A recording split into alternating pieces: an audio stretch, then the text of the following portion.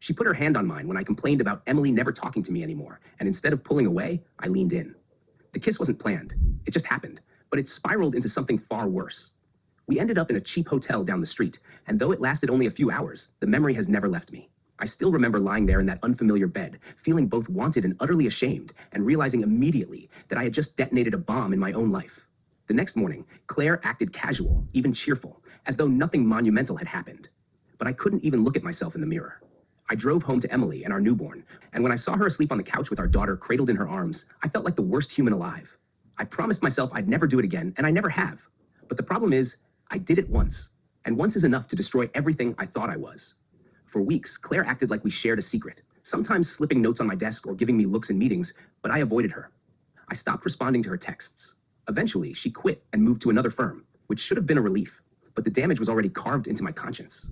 I couldn't sleep, couldn't eat, and I found myself constantly imagining Emily finding out. Every hug, every kiss, every I love you from her felt like a knife twisting into me. I began overcompensating, doing the dishes more, buying her flowers, trying harder to be affectionate.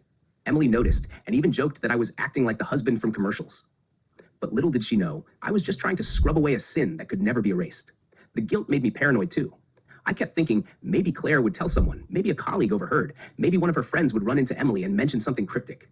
Every time Emily's phone buzzed or she asked, "Hey, is something wrong with you?" I froze, thinking this was it, the moment my world would collapse.